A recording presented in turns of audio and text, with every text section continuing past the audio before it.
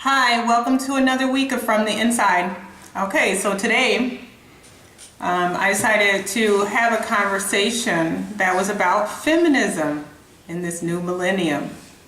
I had an interesting debate this week with some friends, and I had a black man say that he absolutely couldn't support feminism, couldn't be a feminist. I heard women say things like, feminism makes me feel pressured to be anti-family or anti my husband or sons. And boy, I just was really floored by some of the comments that I heard. But the plus side is this. People are thinking about it. I am unapologetically a liberal feminist. I don't make any apologies for that. And I'll start by saying I'm a feminist because I believe in the empowerment of women. But I want to stress that the empowerment of women should not be perceived as the weakening of men, because that just is not true. In order for you to be empowered is for you to be valued by your system, have a self-worth, to feel purposeful and needed within the system in which you are engaged in and living in.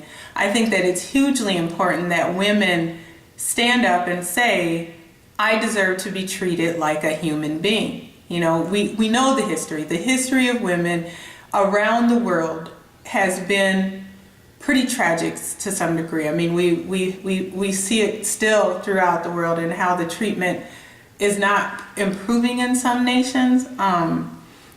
But if we want to get specific to America and what our American culture now looks at in terms of feminism, we have a generation of women like myself who have not lived minus a system that allows the open mistreatment, the blatant mistreatment of us. It's not that we're not still mistreated, and I want to take a moment to clarify that, because there are still systems, certain cities, certain parts of this country, regionally, that have pretty archaic views on how women should conduct themselves. There's still all this argument behind what is rape and should a woman work and have a family, and there's just so many things that we could delve into. But I think the big deal about feminism is the empowerment piece. And that empowerment piece is important because young women need to know that they have options today that were fought for long and hard. I mean, these were not gains that were made on the backs of people who decided to keep things the same. When women in this system were considered the property of their husbands or the property of their fathers, those women risked possibly their very existence to say, but I'm not property, I'm a human being, so why am I treated like property? And that thought sparked a conversation, which sparks movements, which sparks ultimate change. So that empowerment has left us in a place now where we're having a real conversations about what it means to have family, careers. When those families and careers collide, what do you do? Do you stop the career to take care of the family? What's the role of the modern woman? Should the modern woman be able to leave her career, come back to it? Should she be allowed to have her children at work?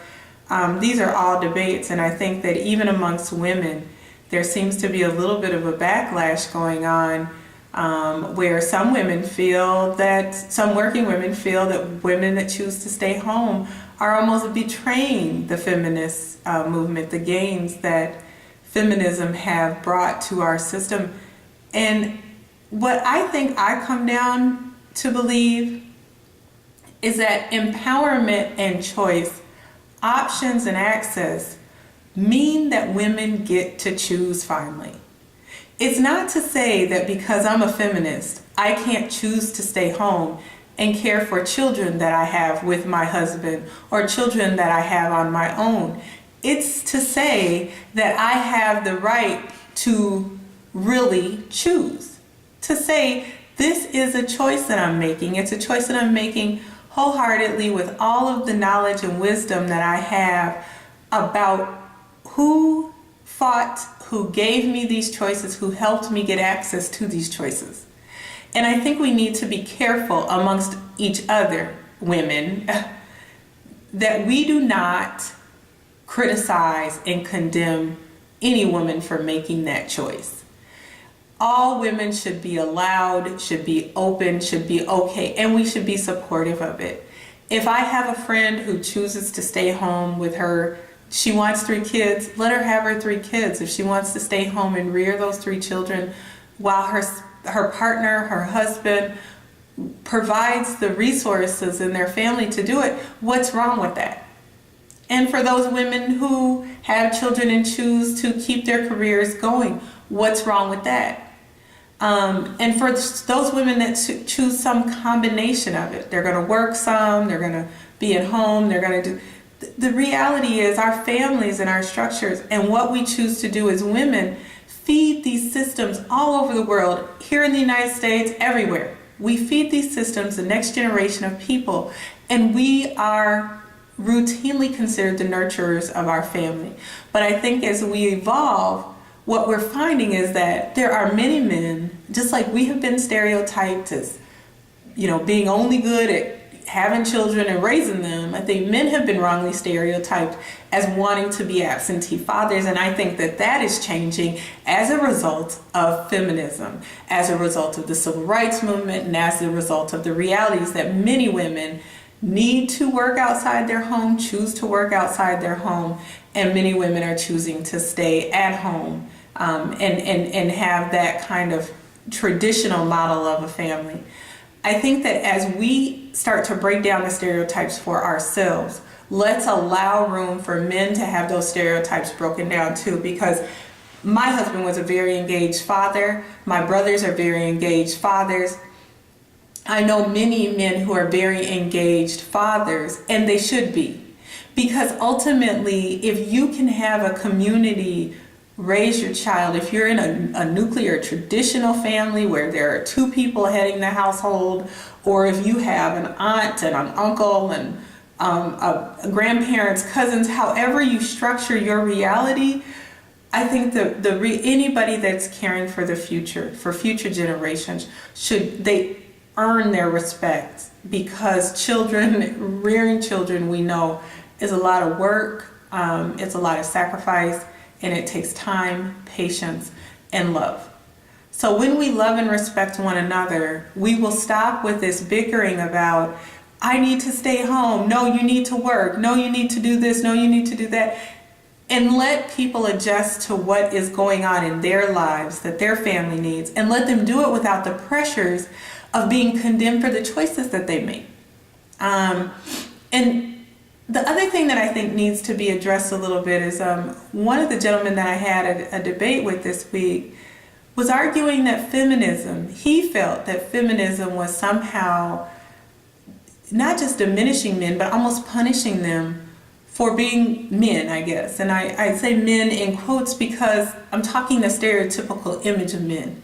The stereotypical image of men that means that they have no control over their energy, that they're kind of violent, that we must, tamper down that violent side of them to kind of like they're animals or something, like they need to be trained to do well. And I think that there are some of those feelings of men, especially those men who see things like, commercials that make them look kind of stupid while the woman looks kind of together and pulled. And I think that you have this back and forth thing that's going on. I don't think it's really intentional, but I think that sometimes when we're dealing with mass media and what sells us products and things like that, we interpret that as being how another gender or another race or another socioeconomic class or whatever really does view things. And I think you got to step back and go, oh, hold up. This is ridiculous. Men aren't bumbling, idiots that need to be trained to do well. Women aren't, feminists aren't these, She-Ras or, powerful Amazon creatures that want to stomp out men. I mean, that's foolishness.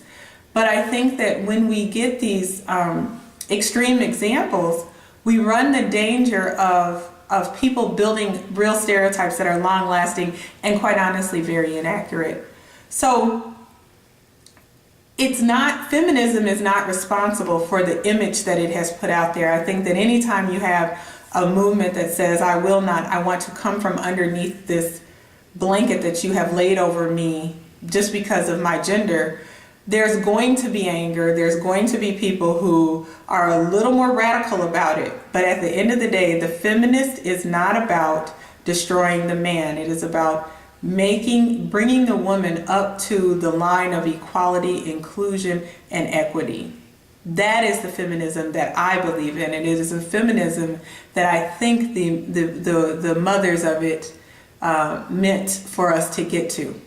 So if you're a feminist, if you're pro-civil rights, if you're pro-gay